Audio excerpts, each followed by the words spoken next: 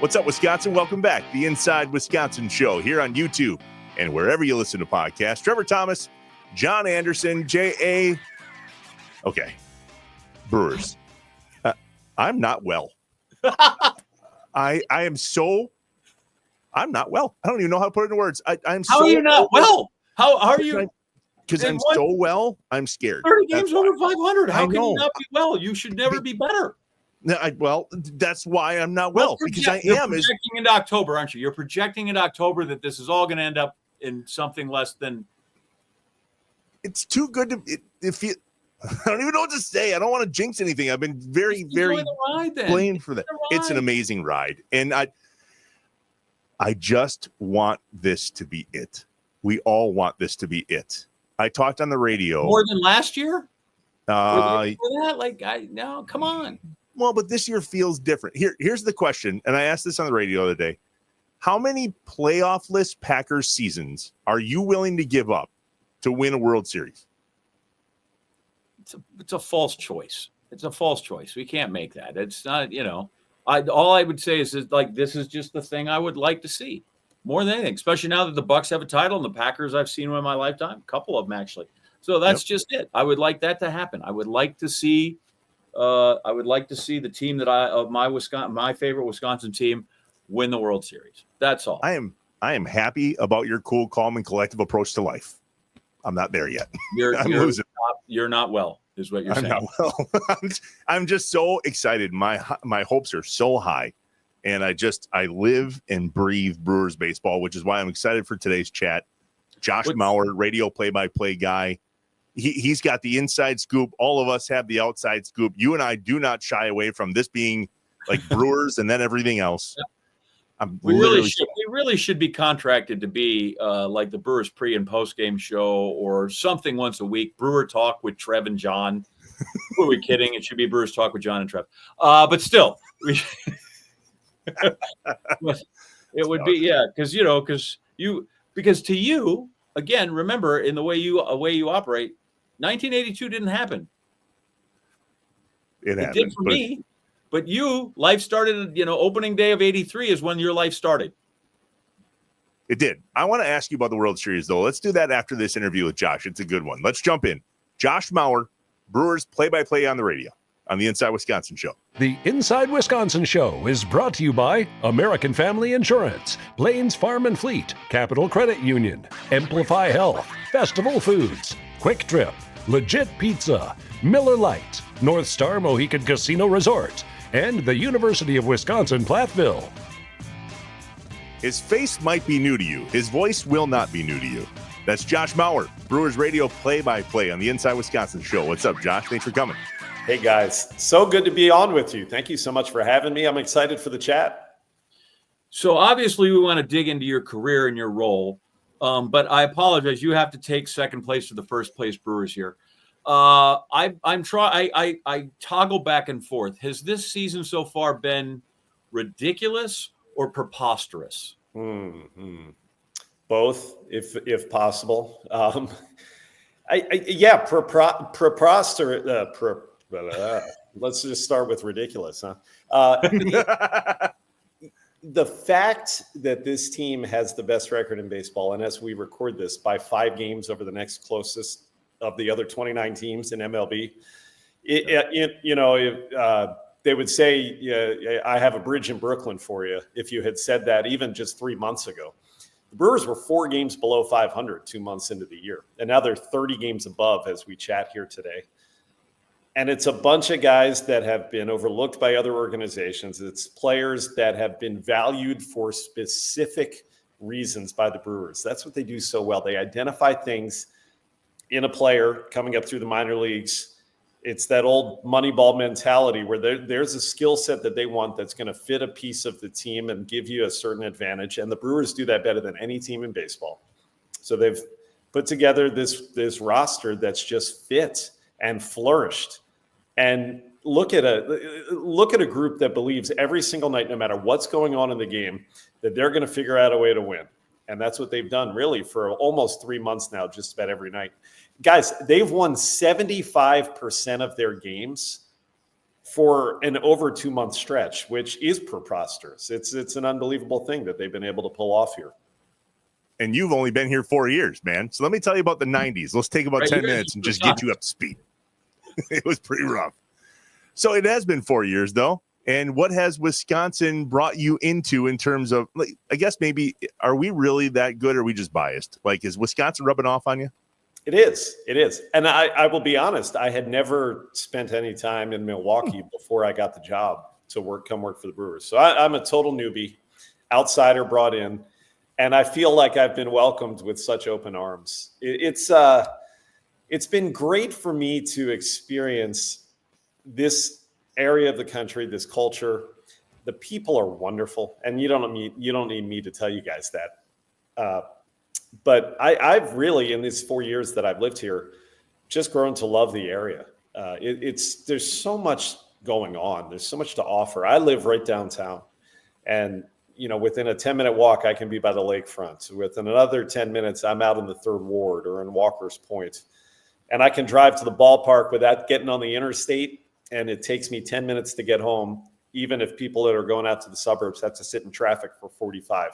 So everything about the setup that I have here, I've really, really enjoyed.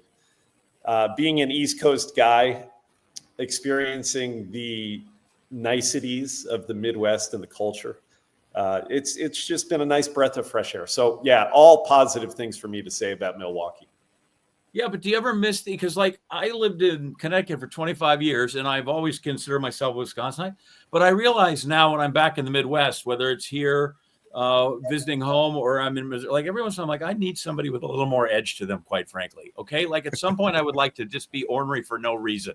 So I do think sometimes the East Coast people get a bad rap on that, but I didn't think I would miss that at all, but sometimes I do. I want to honk at people just on account of. I know what you mean, John. Here's how I describe it to people who don't know. If you're walking down the street and it's just you're walking in this direction and somebody else is walking towards you. Mm-hmm. If you're up in, let's say, New England, that person that's walking towards you is going to do everything in his or her power to not make eye contact. But here, that person's going to look you right in the eye and say hello. And that's the difference right there, I think, in a nutshell. People are just friendlier.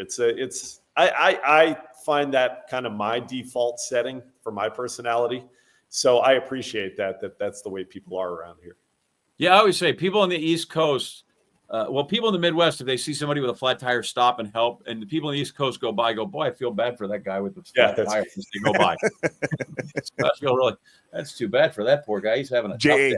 You remember when our guy Pete Lee does stand-up comedy? He moved to New York City from Wisconsin, and he was like, I was walking down the street, and I went to some guy, hi, and he went, no. Yeah. Don't do it. Yeah, thought he was going to rob him. Okay, so you're here now, and the Brewers are good, and yet you've come a long ways to be at the position you're at. So tell us about the journey to get here. You were in Boston's, and then obviously Jeff Levering came, so clearly you guys are producing fairly good broadcasters there in the Red Sox Farm League. But tell us what it was like to get to the position you are now.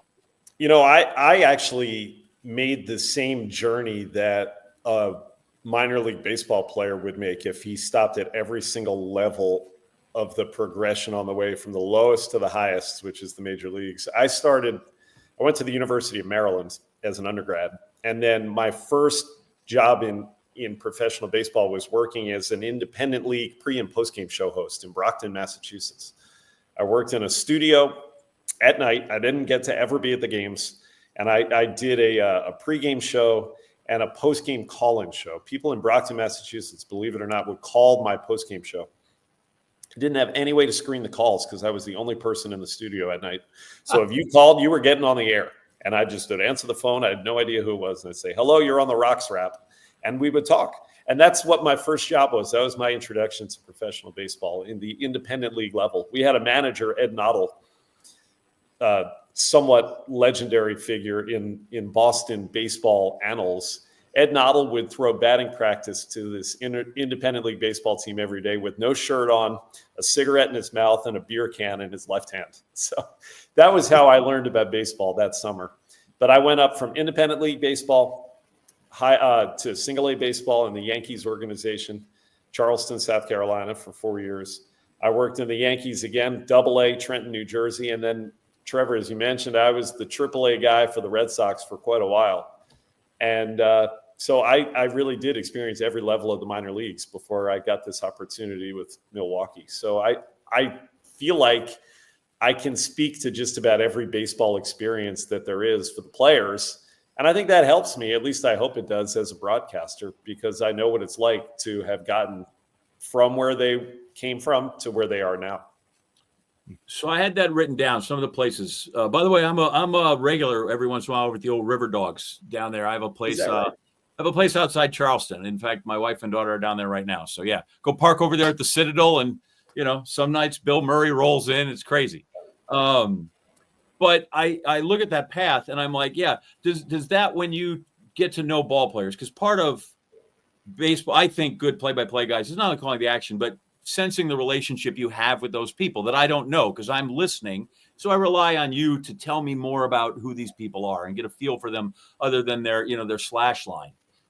And as you go through that, what kind of cachet does that give you with the ball players that you've ridden a bus? BA talks about that he's unloaded bags, right? Like, what kind of thing, how does that benefit you when you go in and chat with these guys who have done those same things? It's a great question. I think the first thing it does, it just gives you a little credibility. You're talking to guys who then can say, oh, he's been to McCoy Stadium in Pawtucket. He knows about the milk cartons that dangle with a baseball attached to them to get autographs. He's, as you said, ridden the buses. And yeah, I know that that's kind of like the minor league lore. Oh, there's these long overnight bus rides.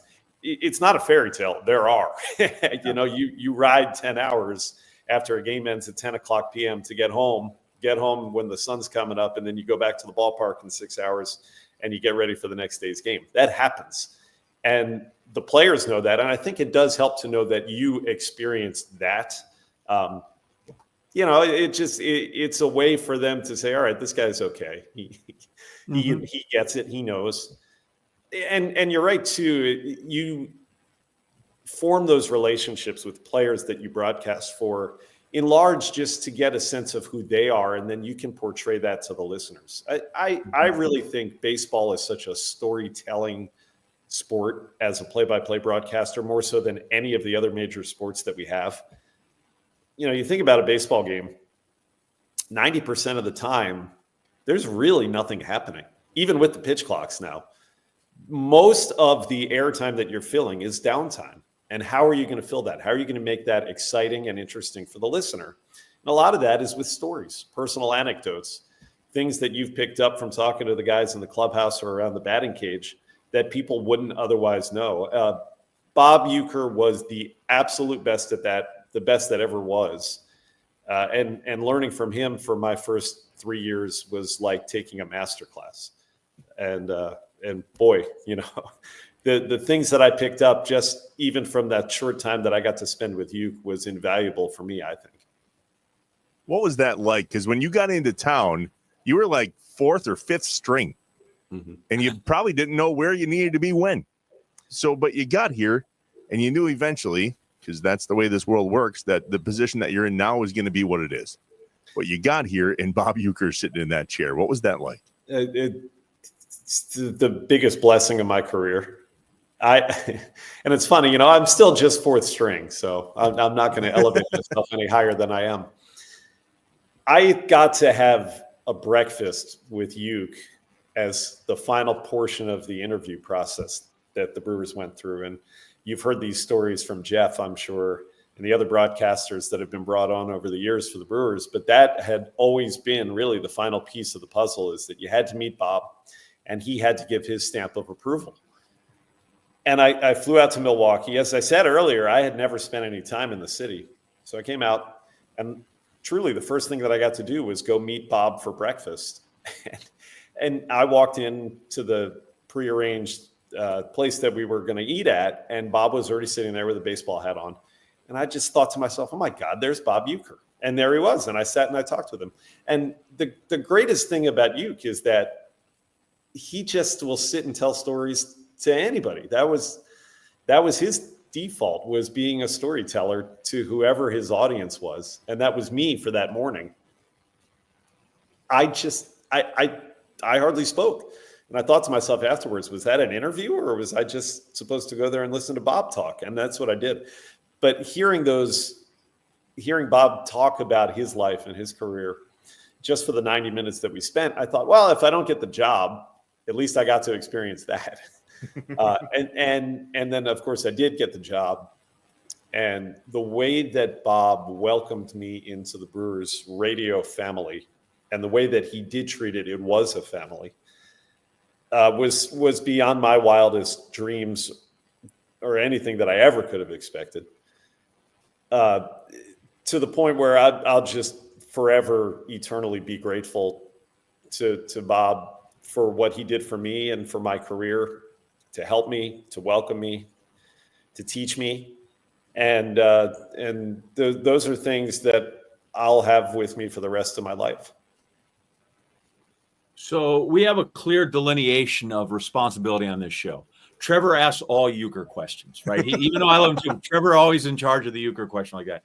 I'm always fascinated because I spent a great amount of time in Tulsa, and like when I go, like I dig the minor league baseball, so I go back to that. I need now, because you're not the first guy we've asked, BA, all these guys. I want to know, give me your best I got no money in the minor league story. How long you have? Yeah, like did you live in a shed, or did you once put 17 guys in a cat? I need your best. I got no money, but I love the minor leagues. I lived my first 2 years when I was actually doing the Red Sox AAA team. The first of which was me being partnered with Jeff Levering in 2014 in Pawtucket, Rhode Island. I lived in I called it the log cabin. It was this wooden, essentially servants' quarters that had been set up next to this old house a couple of blocks from the ballpark in historic Pawtucket. Pawtucket's in Rhode Island. It's a city that's adjacent to Providence, which is the biggest city in the capital of the state. Pawtucket has this, it's an old mill town. They've got a big chip on their shoulder. And I moved into this. It was, it really was. It was like a log cabin. It was all wooden. And I shared one of the three little, essentially, servants' quarters that had been cordoned off by the guy that was renting these out. And it was me, the first base coach, and the athletic trainer. We had these three different quarters, but there were the walls were so thin. Every time one of them was on the phone, we just could hear each other's conversations. And this was 2 years I lived in this room. That was of the living situations that I came up with my 19 years in the minor leagues. That was probably the roughest. Mm-hmm. You always had roommates. I lived on an air mattress, John, for years. That I never wanted to buy a bed because the hardest thing to transport when you're moving multiple times a year is the mattress. So if you don't have a mattress, you have an air mattress. It folds up. So I would sleep on an air mattress. I did that until I was in my 30s. I'm embarrassed to admit. But yeah, there were, you just couldn't keep a lot of things. You didn't want to have furniture. You didn't want to have a lot of clothes. Anything that you had to be able to fit into your car, which for me was a Honda Accord, which I drove. I had a 2003 Honda Accord for 12, 13 years. And that was the car that I drove all over the country. And I would move twice a year, depending on where I was doing my baseball. And then I would do my off-season college broadcasting. My first college job, I was broadcasting MEAC, men's and women's basketball, the Mid-Eastern Athletic Conference, which is a historically black college and university conference. And somehow they hired me. And I was the basketball voice. I would do these double headers on the radio for 5 hours straight. The women would play. Then there would be 30 minutes in between games. And then the men would play. And I was supposed to get paid $500 a month for this. And for, essentially for the privilege of broadcasting these games. And I wasn't getting paid by the school that I was working for. And I had to go to the athletic director and plead with him to talk to the business office of the university. Mm-hmm. They finally paid me my $500 a month that I was supposed to get for broadcasting these basketball games. And it took months, as I recall, to finally get my first check. So there were a lot of years of scraping it together from kind of the bottom of the barrel to make sure you could be able to pay the rent that you owed and be able to eat what you could eat. John, didn't Pat Murphy tell us he lived in the back of a bus? Wasn't it like a bus. We had the guy that lived literally in a shed, but they were happy because there were 3 of them. It was a garage shed because there was a pool that they could hop a fence and get to. There were a lot of things like it's just, it is. And like you said, I worked in Tulsa for a long time, which was a AA city, good franchise. The Drillers were a fantastic franchise, but it was still in the minor leagues. So, you'd see guys out and there'd be 8 guys in a cab, or somebody would meet, even more was there'd be somebody who would meet a girl. And they're like, that's great. Can she drop us off before you all go do whatever you want to do? And I can still see a guy. He's like, she says, no, she doesn't have any room in her car. So there's 8 guys and I happen to be in the cab, right? We're all just chopping and we pull up next to this guy and she's got like a station wagon and it's just him. And he looks over and sees everybody, and he just hits the lever, and he just goes all the way back into the seat. So he goes down to the window like he's not there, like he totally is going to disappear. So yeah, I think, and I had Rob Dibble tell me one time, he's like, I hate Bull Durham.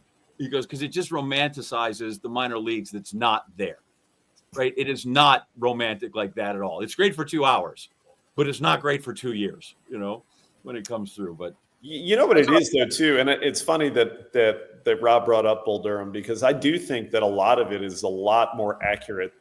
People think that the movie is fictionalized, and maybe, it is a bit romanticized. But, John, I mean, a lot of that stuff is not far from the way that it was, especially at the lower levels of the minor leagues. And now you're spoiled. I didn't think it was far off. And now you're spoiled, right? Not because it's just the minor leagues, but you probably don't have to carry and set up your own board and all that, like, right? Like, there's other people to do. Like, what do you do with yourself? Like, what am I to do with all this spare time? I know. You're 100% right. Yeah, I mean, for years, whatever job I had, whether it was in the minor leagues or whether it was calling the college sports that I've done, I was my own engineer. I was the producer, the engineer, and the play-by-play broadcaster. So you lugged your equipment. If you were flying commercial, you had the big case and you had to check it. And TSA hates radio equipment, trust me. So they, those cases would be ravaged every time you got it off at the carousel. And but I do think it makes you a more well-rounded broadcaster too, being the guy that wore all those hats. Mm-hmm. The way that I've come to appreciate it, I think, is, but I would summarize it by saying, knowing that the end of the journey for me led me to the major leagues, I'm extremely grateful that I spent all the time I did on the way up, because I think I've experienced things, met people, visited places that I never would have otherwise. And it makes you a more well-rounded human in addition to a better broadcaster. There are experiences that I've had that I never, ever would have gotten if I had, quote unquote, made it earlier in my career. Knowing that the end got to this, I'm grateful for the journey that I had. The problem was, when you're going through that, you don't know the end of the story. Right. And there were a lot of frustrating days, weeks, months, years, where you felt like that maybe you were just wasting your time and spinning your wheels for no reason. More with Milwaukee Brewers play-by-play radio guy, Josh Maurer. Just a second, the Inside Wisconsin Show. The Inside Wisconsin Show is brought to you by American Family Insurance, Blaines Farm and Fleet, Capital Credit Union, Amplify Health, Festival Foods, Quick Trip, Legit Pizza, Miller Lite, North Star Mohican Casino Resort, and the University of Wisconsin-Platteville. J.A., we got to have a conversation about your boy, Scott Van Pelt. He was trashing Coleslaw the other day on the Twitter, on the X. Yeah. I go to Festival Foods website, and the first thing I see is a pulled pork sandwich with coleslaw right on top. So my question, are you for the coleslaw or are you against the coleslaw? So I am pro coleslaw, but it has to be mayonnaise based. I am not a vinegar, not an oil, that kind. Mm-hmm. But I don't want it on top of my sandwich. It is strictly a side, but I like a good coleslaw. Yeah, and I'll eat it from a lot of places. Like, I will, if they go, coleslaw, I'm in. I'll take it. Yep. Friday night fish fry comes with coleslaw. You know what? I ate at Merrickshire and I did not, but that's okay. I know. Well, there's only so much room in a paper plate, but rye bread, the whole thing. But yeah, I'm pro coleslaw, so I'll take it up with the Von Schnitz. Yeah, please do. Tell me he's on the wrong side with the Lord there. Festival Foods weekly ads are available right when you go to the website, festfoods.com. The one I'm looking for right now is whole pork butts on sale. It may or may not be on sale at your store, but go to the website, festfoods.com, choose your store, and enjoy all the savings with Festival Foods. And if you're me, put your coleslaw on top. Just saying. Yeah, you. Mm-hmm. I just have a question. Have we had any gas rewards point drama this week? I told you that my privileges were revoked. I may or may not have shown that segment to my wife, and she goes, "Thanks, John. Appreciate you." So there you go. Okay, good. So we'll just keep it to the coleslaw. The fight's over.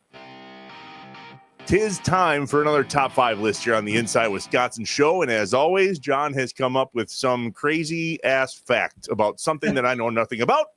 So here we go. I think this is crazy ass facts you should know something about because we're talking about Brewers. We did kind of oddities in Packer history. So I thought, let's do some oddities, I think, in Brewers history. Okay. Right. Here we go. For instance, CC Sabathia, right? When he had his great year and he came over in 2008 and he had 7 complete games in 17 starts, right? Since 2015, the Brewers have had, as a team, 6 complete games. Jeez. In the last decade plus, 6. It's not a thing anymore. Neither is no hitters, and it pisses me off. No, but old new Hall of Famer Karsten Charles, 7 in 17 starts. And in the last 10 plus years, they've had 6. And that's not even number 1. Since it's 6, that makes it the honorable mention. Okay, here's number 5. This is for you. We talked about the 85 team, right? Yep. There are 8 Brewers in the Hall of Fame. Henry Aaron's in the Hall of Fame. Bud Selig's in the Hall of Fame. Not really. So technically, Selig would count this. 5 of those Hall of Famers played on the 82 team. So all the Brewers that are in the Hall of Fame, sans for Hank Aaron, played on the 82 team. How many do you think I can get? How many do you think I can get? 2. Robin Yount. Yep. Paul Maurer. There you go. Raleigh Fingers. All right, nice. You're on a roll. Don't stop now. Don Sutton. Perfect. You're 1 away. Ben Ogilvy. No, Ben is not. Damn. Oh, so close. So close. Ted Simmons. Get your Ted Simmons. Dang. But if you take Yount, Maurer, Fingers, Sutton, Simmons, and kind of seal it because he owned them, 6 of the 8 Brewers in the Hall of Fame have to do with that 82. And that's crazy. That's crazy. By the way, so then I told you Hank Aaron. So do you know who the other guy is? And this is more that he wore a Brewer uniform than he was a Brewer. I was going to say it wasn't a Brave, right? It was an actual Brewer. No. Well, it's CC. Oh, that makes 8. That makes 1 more. So there's one other guy I need. One more other guy. Can you give me a year? How about if I give you a name? His name is Trevor Hoffman. Yeah. All right. Here we go. Number 4. Okay. Follow me here. Reggie Jackson. Okay. Won 4 home run titles. Okay. He only won 1 of those outright. The other 3, he shared it. And each time with a Brewer. Can you name the 3 Brewers that shared a home run title with Reggie? So Reggie hits 4. Guy's got 500. He's in the Hall of Fame. 4 home run titles. 3 of them he had to share with the Brewer. Can you give me the years that Reggie played? Ish. Reggie was 67 till 84 or 5. 84. Okay. Probably 17 years. The first name that came to mind was Gorman Thomas. Perfect. That's one of them. And then Gorman also won 1 outright. But yeah, he shared 1 with Gorman. Was Hank Aaron in there as a Brewer? No, you named him. You named him earlier. Oh, Ogilvy. Benji. Yep. Benji. Okay. And the other one, I don't know if you'll get. It was early 70s. No, not going to happen. George the Boomer Scott. Okay. Yeah, but it's crazy. For the longest time, like, how about that, Reggie? You got to share it, and with all people, the Brewers. Okay. Robin Yount, number 3. Robin Yount went to 3 All-Star games. How many other Brewers went to 3 or more? What would you guess? How many guys? How many other Brewers? Robin Yount, Hall of Famer, best player in team history, 3 All-Star games. How many other guys went to 3 or more? I'm going to guess 2. 10. Oof. It's a travesty. Don Money, Cecil Cooper, Molitor, Ben Sheets, Braun, and Hader all went to more All-Star games than Robin Yount. Wow. Braun's gone to the same number. He went 6. And then Ogilvy, Dan Plesac, Burns, and Yelich have gone to the same amount as you. That Dan list Plesac, right. that was the pitcher from the 90s that I remember like yesterday, Plesac. He's doing a bunch of MLB. To me, that is not right that many guys went to more All-Star games. Why was that? Is it because Yount changed positions? I don't know.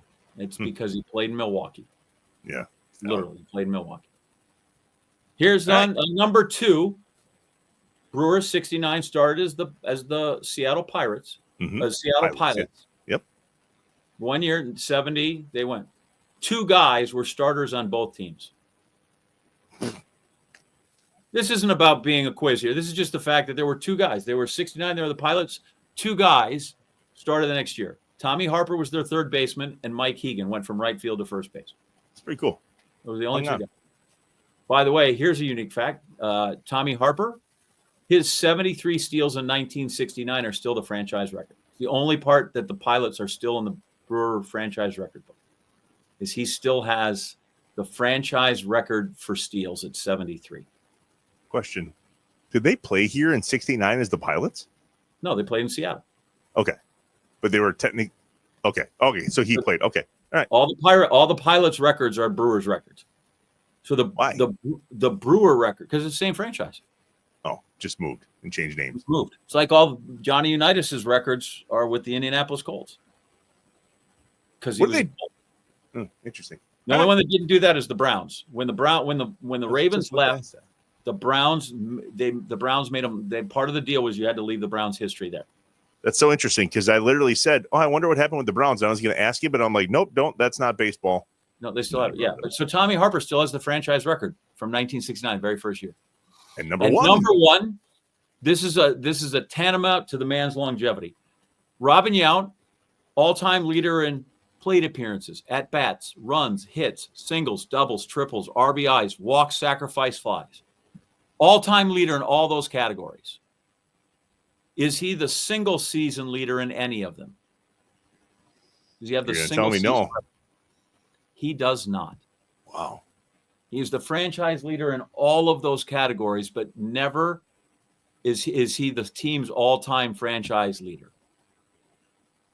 Crazy. In the single season. That's wild. Single season leader. Which I'll leave you with this. I will leave you with this. He is second all-time in strikeouts. Second all-time. He never struck out 100 times in a season. He's played forever. Last year, 8 guys struck out more times than Yount ever did. Wow. He struck out 94 his last year. So he's second all-time in Ks. His single season mark, 94, isn't in the top 100 strikeout seasons. It's crazy. That's how the game has changed. Guy played 20 years and never struck out 100 times in a season. And last year they had 8 dudes that did that. 8. He was. I wish we saw him. I wish we saw him more. He's the new spokesperson for Usinger, so we're going to see him more. But what a dude! He went out and threw out that first pitch last year. Was it for Game 3 or whatever? He comes out. He's nearly 70. He's 69. So he's 68. The hair looks the same, flowing, a little gray beard. But you're like, dude, he looks unbelievable. And that guy pounds Miller Lights like he'd put you to shame. And you're 6'12". I do what I can.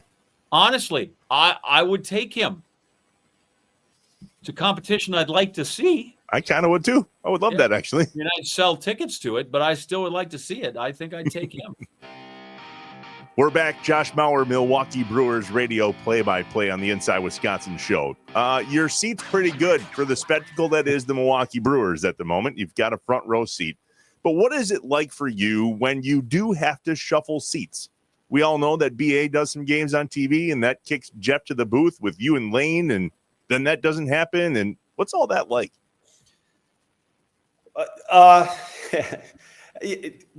Great question. We have a very established pecking order in the Brewers play-by-play ranks, and I know where I am in that pecking order, and I'm the newest guy. I'm at the bottom of it. And there's BA, there's Jeff, there's Lane, and then there's me pretty far down below. So I'm grateful for the innings that I get to call. I think that's the best way to put it. And I know that when Brian is on television, that Jeff's coming back onto the radio, and then I'm going to sit in the back bench as opposed to the front seat of the booth. That's part of the deal here for me, and I'm just happy when I do get to work. And this year it's more games than I've had in my first 3 seasons where I'm calling play-by-play. This year I've been allowed to host the radio postgame shows, even for games that I'm not calling play-by-play innings on. And so it gives me a purpose on those days. And honestly, it's just great to be at a ballpark. I grew up in Philadelphia. My idol was play-by-play broadcaster named Harry Callis. And most people around Wisconsin would probably know Harry's voice. You say that like nobody knows who Harry Callis is. We've seen NFL films. People know NFL films. People have, I guess maybe they'd know his voice the second they heard it. But I think they would too. But I think they would know it, John, from NFL films. Maybe not for his baseball play-by-play, which is what I grew up listening to. Harry was the first guy to say "outta here." That was his home run call, which we all try to mimic it at times, not very well. But when I started working in baseball, I had spent a year working as a production assistant with the Phillies, and Harry was still calling play-by-play on television. I got to know him a little bit. And the one piece of advice that he gave me that's always stuck with me, he said, "Josh, always remember there are no bad jobs at a ballpark." And that's always been in the front of my mind when I drive whatever minor league park or now major league park that I'm working in. You're just lucky to be there because there are so many people that pay for the chance to get inside and watch that game. You are being paid for that opportunity. And so whatever role they give me on any given night, easier said than done mentally, but I try to always remind myself how fortunate I am to have the job that I do. It's funny because I'm a ballpark junkie, kind of like that too. I went last night. I was in Wausau for the Northwoods League game, and I'm like, wow, look at the great stone around this thing, how it, around this whole block, and you're like, wow, it's only 304 here. You go to Capital Credit Union Park in Green Bay, and you're like, cheapers, the way it's laid out. Like, I just think that's always unique just to see any of those things because, right, they're very much fingerprints. There are no two are the same. You touched on this. You have your baseball season. You're like the caddies that they Wisconsin they're here and then in the winter they go to Florida to play. Like, how do you keep track of your schedule? Because then you go to Boston, you got to do those games, right? Like, how do you piece together your year for us? Because it's unique in that regard. It is, and frankly, I'd rather just be in one place. My off-season work is still back east. I've been calling Boston College men's basketball games for the last 7 years. And it's easier said than done to just replace that work with something closer to home. And home is here. Home is in Milwaukee. I'm a year-round resident. But what I've had to do... A restaurant in the outfield during the off-season. I did do that. That was a pandemic story, which we can certainly get into. The way I piece it together is Excel spreadsheet. Once the fall begins, so once the baseball offseason starts, I literally have a cell for every day between November and the beginning or even end of spring training. And in that, I list where I need to be, what game I have to work, and where I'm going to sleep that night, and how I'm going to get there. There's like 4 different columns for every day. And that's how I keep it organized. It's buying a lot of flights, a lot of hotels, a lot more travel agent work than I'd like to be doing at this point in my career. But that's how I've been kind of piecing it together since I started working for the Brewers. Because, commuting between Milwaukee and Boston, or wherever Boston College men's basketball happens to be playing. It's not the easiest commute in the world, as you can imagine. What was that moment like when you got a call that said you're going to be working for a major league club as a play-by-play guy on the radio? And, oh, yeah, there's this Bob Uecker guy. But there had to have been a moment where you hung up the phone and went, holy crap, I made it. Yeah. I mean, that's what it felt like. The call that came, and I was in Winston-Salem, North Carolina. I was working a basketball game that night. It felt probably similar to a manager telling a guy who's been in AAA that he's getting called up, because that was my dream. This was truly, I'm a nerd. I knew I wanted to be a baseball play-by-play broadcaster from the time I was about 12 years old. So from that point, when I had realized that was my dream, to getting that phone call, which took a long time, longer than I wanted it to, almost 30 years, that was it for me. That was the dream, is that call was going to come someday. That's what kept me going. And so when it came, it was exhilarating, emotional, exciting. I mean, you could use just about every adjective to describe an emotion that one could have. It was, man, that was about as crazy as it gets. There's the next call. Levering's called in sick. You've got the game tonight. Good luck. Good luck with Skeens. Although I texted Jeff when Skeens facing Mizorowski. I'm like, you might want to save that score sheet, And I think it was a great. I someday I'll have to give this to other play-by-play kids that I come across, because he literally just wrote back, just don't want to get in the way, right? And so often it's making sure you do that. Keith Jackson once time he said I have three jobs, and then a fourth one that's the key. He's like, I'm there to inform, to clarify, to amplify, and to not intrude. And he's like, the fourth one's the big one. And there's a number of ways to not intrude. So you're up there close, you see it, right? And we all were worried. Every year, some Brewer's gone. There goes Willie. There goes Burns. Like somebody's gone. We trade off Hader. And that's strictly personnel. And you talked how they've assembled a club and somehow, but they got a guy that somehow pushes these buttons every night. Because when Counsell left, we're like, good Lord, that guy, a miracle worker. And people knew Pat a little. What's Murphy's secret sauce? Because these guys, I think, first off, they trust him. Like they're like, okay, he put me there. It must be because I'm going to succeed. But what's the sauce with Murph that seems to work? I think what Murph does better than any baseball manager, or really any baseball person that I've ever been around, he relates to an individual. When he is your manager, he doesn't just know you as a player. Murph wants to know you as a human being. What makes you tick? What are your likes? What are your dislikes? Where are you from? What's your family like? What are your kids' names? Pat Murphy is better than anybody that I've ever seen at knowing people as people. And by doing that, there's an inherent trust, I think, that he establishes with everybody that puts on a Brewers uniform from the moment that they step into that clubhouse. You feel like your manager, it's a paternal thing, but it's also like having a friend. Mm-hmm. These guys would run through a wall for Murph. It's amazing.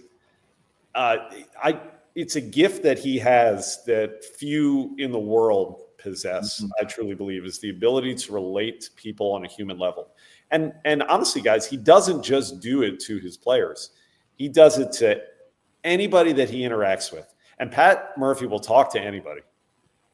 He's just that kind of person. He loves interacting with people, but he wants to get to know you on a human level, on a very, very personal level. That's his want. It's what makes him tick, is having those interactions with people. And truly, before anything having to do with baseball, he'll get to know the guys that are on his roster as human beings. And I think that establishes the culture of trust. And then when it comes to the baseball stuff, they're very much willing to listen to anything that he says to them because of that ability that he's had to relate with them as a person. He does it in the press room. when guys are in there that he doesn't know. Have you seen that? He's like, oh, I haven't seen you before. Where are you from? What do you do? Like, it's amazing, right? He puts guys on the spot, like, oh, you're new here. And they're like, wait, I just was kind of like, it's amazing to watch that, right? It's amazing. Actually, we find it. Here's a little inside baseball for you guys. Pardon the pun. We on the Brewers Radio Network postgame show will carry Pat Murphy's postgame press conferences. But we have to wait, he'll sit down at the podium and we think he's starting to talk. We got to wait sometimes like 3 minutes before we actually join it live because he's asking who the new camera person is in the back of the room and introducing himself and finding out what their name is and where they're from. So, Kent Sommerfeld, our engineer, is telling me, hold on, he's talking in my ear. Stretch. Not yet. Don't go. You got to wait. He's still doing introductions. So, but that's Pat Murphy. He's a remarkable human being. Stretch. All that, by the way, why am I still worried about the Cubs? Because the Cubs are extremely talented. They just are. Gross. Player for player, you look at the lineup that they have, and it stacks up with everybody in Major League Baseball, I think, including the Dodgers. Yeah, maybe a little step below the Dodgers if you're looking at 1 through 9 overall talent, but the Cubs are right there. So I join you, John. I'm worried about the Cubs until the moment that you finally, hopefully, don't have to be worried about them anymore in September. But as we speak today, the Brewers are tied for the largest lead in any division in baseball, which is pretty unbelievable considering that less than 2 months ago they were 6.5 games behind the Cubs. But I do think that there are a few more punches coming from Chicago at some point here over the final month and a half of this season. There's so much talent there that you almost feel like there has to be. Yeah. Well, the Brewers have been on a stupid run, too. I mean, this is absurd. It really is absurd. When Counsell moved to the Cubs, you were here. And as that happened, that had to have shook everybody that was within the organization. As people like yourself that get close to these guys, close to the managers, how did you all navigate that behind the scenes? I think you have to just separate the business from the person. That's the best way to navigate it. We all like Craig. Craig's a good person. And no, there wasn't anybody who worked in the Brewers organization that disliked Craig Counsell, and still doesn't dislike Craig Counsell. Now, he made a business decision and he did what was best for him and for his family, and he's now an opposing manager. But you can harbor ill will towards the Chicago Cubs. I don't think that means I have to harbor any ill will towards Craig Counsell. And I know there are a lot of Brewers fans that don't feel that way, but I just think that's in sports. We're not curing cancer. We're not solving economic crises. And so, yes, can you dislike a different organization who's a rival of the one that you work for? Of course. Do I root for the Cubs? No. But does that mean that I have to not like Craig Counsell? I don't think so. This isn't life or death. It's baseball. And so how did I handle it? That's how I did. And I think most of the people that worked within the Brewers organization that knew Craig probably felt kind of similarly to what I just described, which is, okay, that's what Craig decided to do for himself and for his future and his family's security. Okay, that's the decision he made. But it doesn't mean all of a sudden that he has to be your public enemy number one in your personal life. I believe this is where we use the phrase, we'll agree to disagree. That's fair. Very fair. And the worst part is I agree with everything you say, right? Listen, the thing he had done for 9 years was great. And to get the money and set them, I'm in with all that. Good for him. I don't fault his reasoning whatsoever. But that doesn't mean the end result can't be what I want, which is I don't, which means like the other night, I told you that 2 years ago, Trevor, I drove home and usually I stay in South Bend and then go the rest of the way from Connecticut. And I refused. I drove through South Bend and stayed in Michigan City because I didn't want to stay in the town where Craig Counsell was born or went to college. And tell me how petty that is. So, and by the way, I'm not over it. It's only getting worse as they win with every game. It's so, yeah, I'm not a good person at all. Well, I think too. I would hope the thing that has helped Brewers fans, at least marginally try to move past it is the fact that Pat Murphy has won the Manager of the Year once. And I got to believe if they held the vote today, he would win it twice. He's going to go 2 for 2 maybe and win against National League Manager of the Year awards. Craig Counsell actually never won that award when he was with the Brewers. Still hasn't won it. What are you going to do when it's the Crew and the Phils in the NLCS? I will enjoy it and root for the Brewers. No, I root for the Brewers. And that's, you have the team that you grew up with. We all do.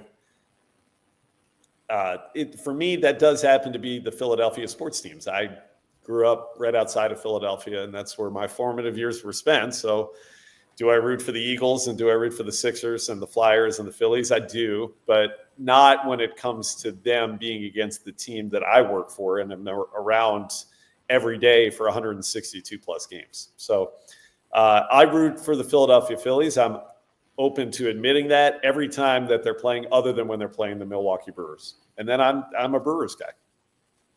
Okay. Us too. We are a Brewers show. We will not separate ourselves from any of that. That's why that whole Counsell thing hurt so bad. All right, we move on. We'll wrap it up. Josh Maurer, Milwaukee Brewers radio play-by-play. Just a second. Hang here. The Inside Wisconsin Show. So I've mentioned to you many a times on this show that I really enjoy the smoker. However, I've tried to use the smoker as a grill. And every time I've done that, I'm this close to grabbing the fire extinguisher because all the grease from the smoker catches on fire, and Lord Jesus, there's a fire. So you have a smoker. Yeah, but I don't have a grill. I guess you can grill on the smoker, but I'm not doing so hot at it. Did you get a smoker for the new You place? don't have a grill? You don't have a grill? Where do you put your fancy blacktop thing? That's in the garage. But the only grill I have is the tailgate grill, the little Weber tailgate grill that you take to like a Brewers game. Yeah. And then do you have a green egg? Nope. You have a Traeger. I know they're different, but no. So you have a lot of sort of outdoor grilling type things that would fall under that. Yeah. I'm grillless right now. I'm just telling you this. So I don't really want to hear your first world problems, Trevor. Okay? Because I moved a lot of stuff, but not the grill that was attached to the gas line in the porch. It had to stay in Connecticut. And now I'm here, and I got too much stuff in the garage already, and the back porch is kind of iffy, trying to get that ready. And so right now I'm a man without a grill. Okay? So good. I hope you burn your whole house down. No. Are you? I'm just saying, this sounds like a horrible problem. Okay. Well, man who has no grill, I have no time for your problems. Good luck. Do you have Miller Lite? Food. I hope you go to Miller Lite, and instead of a fire extinguisher, I hope you got to pour it all out on your. Oh no!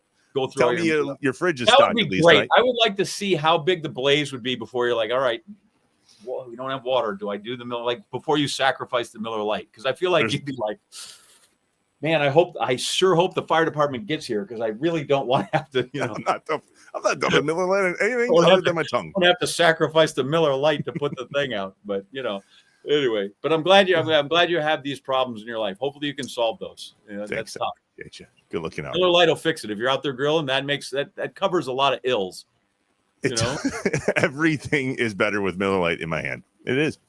Miller Lite, great taste, 96 calories. Go to MillerLite.com/Inside Wisconsin to find options near you, or you can pick up some Miller Lite pretty much anywhere they sell beer.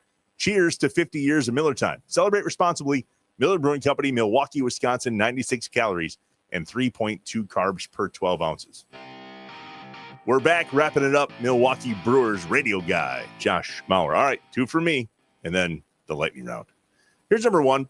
Is there a home run call that you've had for the Brewers that really sticks out for you? Yeah, I think for me it was this year Christian Yelich hit a walk-off grand slam in the bottom of the 10th inning to beat the Red Sox. I don't get to call a lot of walk-offs. The way that our inning structure for play-by-play is built, the only chance I would have would be in extra innings. And that was quite a moment. And that was really right at the beginning of this hot stretch that the Brewers have been on ever since. That was right after Memorial Day. And it was one of the most memorable baseball calls that I've ever gotten to make. Here's number 2. I appear to see that Central Connecticut is playing the Boston College men's basketball team on November 11th. there is a game here in Green Bay on November 10th that happens to have a green team that just has a big fat ring on their finger coming to Lambeau Field for Monday Night Football. Do you have to be at that game on the 11th, or can I talk John into using his tickets and we go to that one? That's a great question that I would love to take you up on. I've been actually fortunate with Boston College these last couple of years to be able to kind of set my own schedule. So I'm not at every game anymore. And so if a few tickets happen to become available up at Lambeau on that night, I might be able to try to avail myself to make my way up to Green Bay. Yeah, that would be exciting. So usually I don't have to take issue with Trevor's questioning when he does a couple because they're always very good. But I would tell you that the Eagles game is, I believe, the 5th. That's a Milwaukee game. I don't have tickets. No, it's the 10th. Am I wrong on that? I think it's yeah, but I think it's the 5th game of the season. I think the Milwaukee Commanders game and the Eagles game are the Milwaukee games, and I don't have tickets. So feel free to go see the Central Connecticut Blue Demons, or whatever the hell they're called. I forget. You were close. They're the Blue Devils. They're the other Blue Devils. By the way, and I hope that's not a home and home. Like, you better not have a return game where you have to go to Central. Play in that box. I tell you what, though, I have done a game at Central Connecticut, a basketball game there, in the nice little 1,000-seat gym that they have. What is that little conference tournament action? How'd you end up with that? Whatever they are, One of my former jobs at UMass actually played a road game at Central Connecticut. Yeah, very good. I've done college basketball games in just about every possible venue.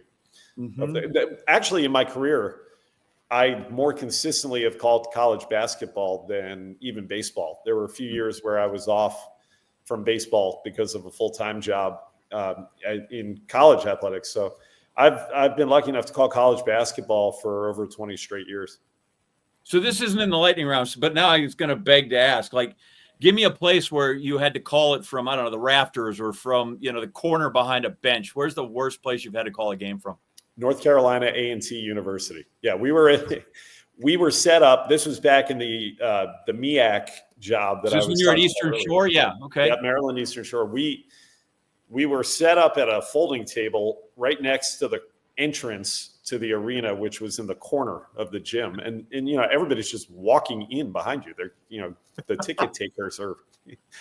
They're letting people in and they're checking bags and literally I was sitting at a folding table calling for 5 straight hours, the women's game followed by the men's game at North Carolina A&T. That's probably the worst. There's a lot of them. Duke, you go to Duke, Cameron Indoor. Yeah. John, I'm sure you've been up there. That catwalk that you have to walk up just to get into the broadcast locations is pretty harrowing. Yeah, I don't know how Dick makes. Well, that's why he's down on the floor when he does that. But yeah, it's some of the locations are not always announcer friendly. That's for sure. Oh. All right, here we go. These should be quick. We hope we run through them. Are you going to pre-order the new Taylor Swift album? Just announced last night. Yes, I will. I'm going to be the first person on the website. No, I'm probably not. But I do really like Taylor Swift. And I'm a big music guy, all kinds, eclectic taste. And I'm a fan. I co-sign on anything that Taylor Swift does. Good for you. So I'm like, okay, I just want a random Brewer story, but I'm like, that's too wide. So I looked and I kind of literally spun the globe and hit the map. Tell me a Blake Perkins story. Woo, Blake Perkins story. All right. Let's see. Blake is an unbelievable human being. You know what? And that's probably not what you were looking for. Blake. No, I was hoping there was some sort of an arrest in there, or I got Blake is the guy. When you walk into the clubhouse, is going to smile, look you in the eye, and call you by your name. And we know that even in a clubhouse of really good guys, that's still very rare, where he's the guy that's going to look and say, "Hi, Josh, good to see you," or whatever it is, and just be pleasant about it. Blake is the most salt-of-the-earth guy that you'll ever come across in Major League Baseball. He really is. And he's a heck of a defender. I mean, that. But off the field, if you had said that he was a kindergarten teacher, I would believe it, as opposed to a Major League Baseball player. So, Trev, just make a note. If we got to edit the show down, the Blake Perkins answer can go. 52-40, got it. Can you tell a Mizorowski fastball by the sound of it? No, not yet. I don't think so. And people that tell you that they can, I'm a little dubious.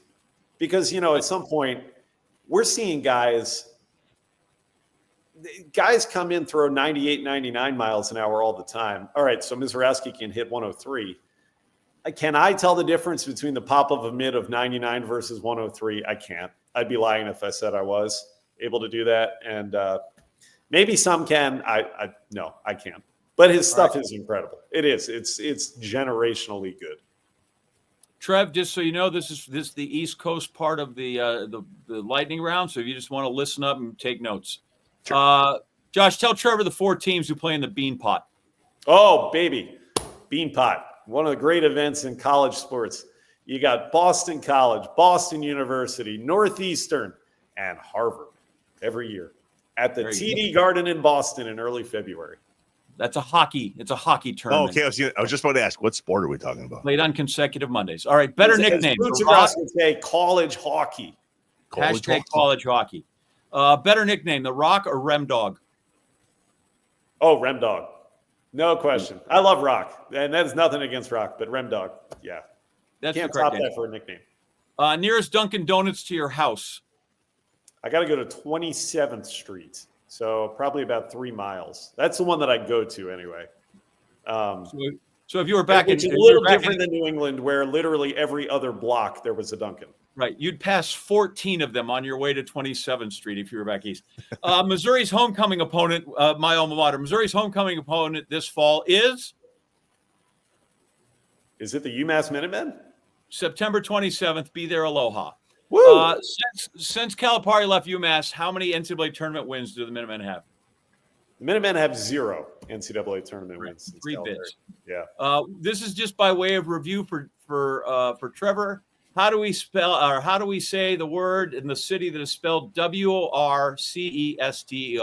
Oh, that would be Worcester, Mass. Worcester, Mass, baby. Or as they would say in the city, Worcester. For sure, yeah. That's Holy Cross, right? Holy Cross actually is a big college town. There's a bunch of other, Clark is there. What's the engineers? WPI, great engineering school in Worcester. Yeah, there's a few of them. St. Anselm.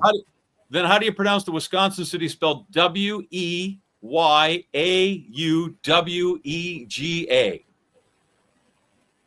Uh-oh. It's probably easier to see it in front of you. Yeah, write that down, Josh. This will be good. Write that down. Let me do it one more time, again, John. WEYA. Yeah. UWEGA. All right. Weyawega. Trev? Wyowega. There you go. I just wanted to even the score, since Trev would have not got, but Trev would have missed Worcester 12 times in a row. You'd have got Wyowega by about the second. I had a question written down about it, and I'm really glad I didn't say it because you guys would have killed me. Yeah, Worcester, Holy Cross, Bob Cousy. Didn't Bob Cousy coach Boston College for a while? He sure did. Bob Cousy's still among us. Still, I think he's mid to late 90s. All right, multiple choice: Bull Durham, Field of Dreams, or Major League? It's Field of Dreams for me. Field of Dreams is actually my all-time favorite movie, regardless of genre. So, Field of Dreams. There you go. You got an old fashioned. You want olives, mushrooms, or fruit? Let's go mushrooms. Oh, that's beautiful. Favorite cheese? I love pepper jack. So let's just go pepper jack. Outstanding. Good. Do you keep pancakes in your pocket to snack on during games? All the time. No, never. How about that clown? Like that we find this out, right? Like it's just, and you're around him every day, right? So you're probably like on brand, and the rest of us are like, that is the oddest thing ever. You know what's great? Yeah, I think people within the clubhouse are like, why is this a big deal now? We've known about this for years. Joey Ortiz, the shortstop, told a story that one day he saw Murph pull an egg roll out of his pocket during the game. Pancakes, come on. That's fantastic. Favorite baseball player as a kid? My favorite was Darren Dalton, Philadelphia Phillies catcher. Very good. Married a Hooters waitress. That didn't end well, but that's still part of the lore. Yeah. If you need somebody to write an English paper, Mr. PTI, Tony or Mike? Ooh, it would be Tony. It would be Tony. No, with no offense to Mike, and I love them both dearly. But if I had an English paper that needed to account for something, I'd go Mr. Kornheiser. There you go. Last one. Can you and Levering, as a best ball team, beat Brian Anderson by himself? No, definitely not. No chance. Because here's the problem, John. I'm going to drag us down completely. I'm horrible. All right. So Levering would do his best, but BA would have us. He'd take you down. That's fantastic. Dude, I'm out of nonsensical questions here. I'm going to leave it at that. And thank you. And you sell yourself short with this fourth man guy. Like that's a really talented broadcasting group, top to bottom, literally from up there to down in the dugout with Sophia and across the line, whether it's on television or radio. And it's amazing to me, the quality that's always been there, because as a kid who grew up on radio, and, I still think that's the best way to see a baseball game is to listen to it on a radio. And, whether it was growing up to hear Uecker and Merle Harmon through Pat Hughes, like the legacy of Brewer broadcasters is really amazing. And I'm glad you're a part of it and you fit right in there. Don't sell yourself short. Thanks for your time. Appreciate it, Josh. That's very kind of you, John. Thank you guys so much for having me. This was a blast. We want you to do a whole lot more than just save money. We want your money to grow, just like your dreams. We want you to achieve financial well-being and the feelings that go along with that. Capital Credit Union, doing the right thing. So what was 1982 like? What was it like when they went to the World Series? So it was, now remember, so at that point I'm 17 because I'm going into my senior year in high school. So that's awesome. And 78 is when things turned around. George Bamberger came, right? And then Bambi's Bombers, and they suddenly went. That team, 1978 team, wins 93 games and finishes third in their division. Wow. Third. Red Sox win 99, Yankees win 100. They finished third. 93 games, don't even sniff the playoffs. This is maybe another reason I don't like these stupid wild cards, because you're like, we won 93. We'd have been in the, who knows, we'd have punched in the face.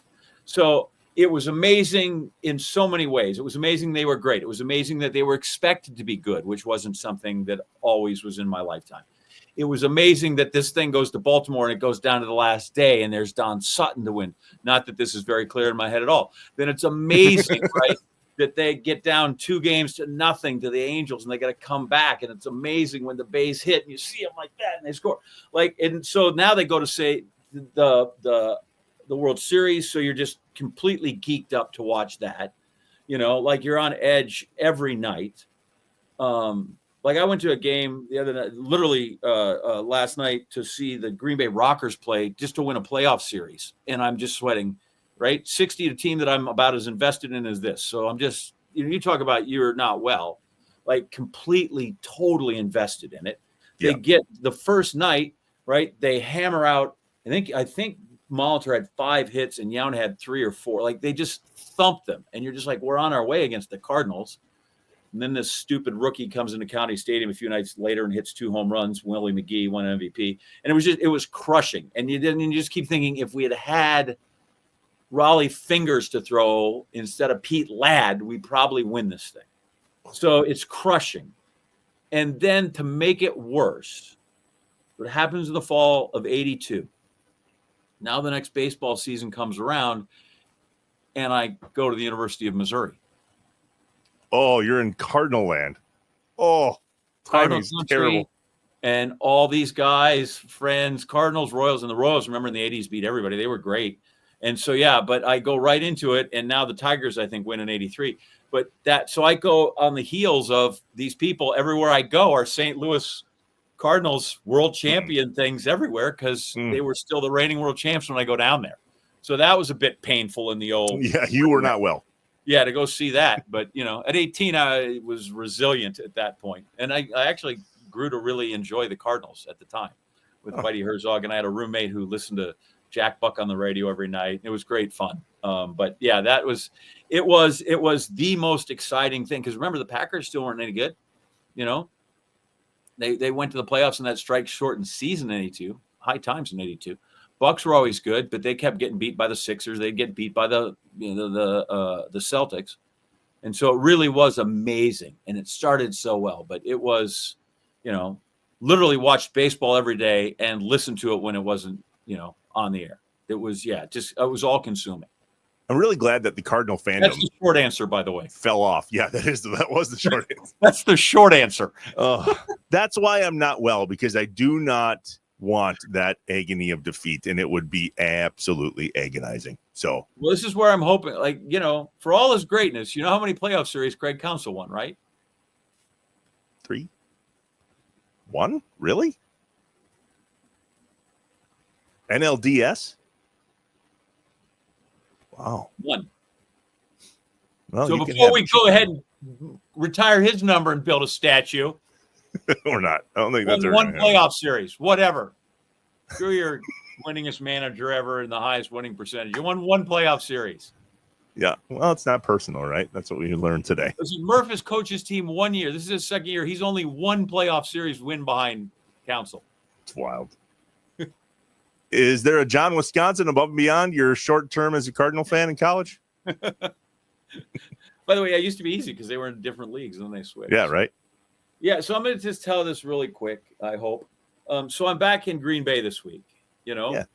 And my mother knows everything, right? There's a reason that if you go look at my phone, her picture is actually the OnStar logo because she just knows where I am all the time. And so my son wanted to come and watch the Rockers in their playoff game. He said, maybe we could sneak up on Nan and we can do that. Okay, we'll do that because I have a history of doing that. A good friend of mine, I was in college and one weekend in spring, we didn't have a track meet. So I'd always try to get to Madison. And then we'd always kind of sneak in and not tell my mom. I came back with a friend of mine on the track team named John Shear, whose grandparents had a farm in Bondwell. And so we stop at the World Dairy Expo. So you got that on my resume. Probably didn't know. That's a big one. Yep. Yeah, saw that. And anyway, so we go up to my folks' house and we don't tell them we're coming. And so John parks in the front yard or in the driveway in front and goes to the front door, rings the doorbell. Hi, is John here? No, he's away at college. And as he's saying that, I had come through the kitchen in the garage and I come up behind him. I open the door and I'm like, oh, good, you're here. Come on in. So that was the first time I gave my mom and dad a heart attack, that I showed up when I shouldn't be. Would you think they'd be thrilled to see you? And instead, they need to go, why aren't you at college? Funny. So that was the first time. And then the second time, it was 2 years later, my good friend Roger. I think you know the Dodge. Oh, I know the Raj. Yeah. We know the Dodge. So we're coming up. We go to Madison. We hang out with Byron. This is great fun. Now we're coming up. And we go into the bank where my mom's working. And he rolls in, and he's got a Missouri shirt on. And so he goes up, and he goes to her desk where she's working and acts like he wants a loan. And she goes, oh, sit down. And she looks at his shirt. She goes, oh, the University of Missouri. Do you know, my son goes to the University of Missouri. And he looks over and he goes, you mean that guy over there? Because I'm over at the deposit slip. And so then she nearly passes out in the bank. So this is usually how I come home, is unannounced. Nice. And then again, I got it's so good to see you. By the way, why aren't you in school? But my mom knows all things. So Colin says, let's go and we'll sneak up on Nan. I'm like, okay, we'll get this done. This will be fine. Call my sister first to make sure mom's in town. But this is how OnStar works. Packer Family Night is on, and they asked if I can do 5 minutes with Wayne and Larry. Sure. So we're chatting all about this. It's great. And they're like, well, let you know, when are you coming up for a game? And I'm like, I don't know. I don't know that I have it on my schedule. Said, might sneak into town next week, see that first Jets game, and leave it at that. Okay. Now, my mom is not watching. She's not watching. But all her friends start texting her. Hey, did you see John on the TV tonight? He was doing great. I saw John, because that's what they all say. He's doing great. Like somehow there's a grading system or there's a curve. And I go to dinner with some friends, and my phone comes. So I get done with it, and I go right to the restaurant, and my phone rings, and it's my mom, and I don't have time to get it. And the people are like, it's your mom. Do you want to get it? I'm like, no, here's what's happened. I guarantee you. I just did this thing. I forgot to tell her. And now all her friends texted her and said, did you see John on TV? So I get done, call her at 9:30. And I'm like, yeah, you called. What's going on? She goes, well, Mrs. Carrot called, and so did Bev over at the state. Everybody called, said you were on TV, told you did great, didn't see you, didn't bother to tell your mom. Anyway, so we go through all that, and just as she's signing off, she goes, oh, and I'll see you next week. Oh man. So I have to go tell Colin, dude, I blew it. We've been outed. And so we showed up here instead of unannounced. We showed up, and there she was at the door, which is good. That means she had time to make a pie, though. So always all right. I was good. So fairly certain you weren't hungry.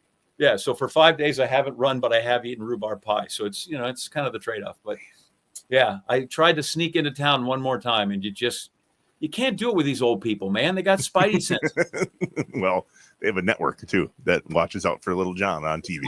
The Taco Tuesday network at the right place is vicious. Wait a minute. That's it's who Tuesday it was. today. Should we go surprise them?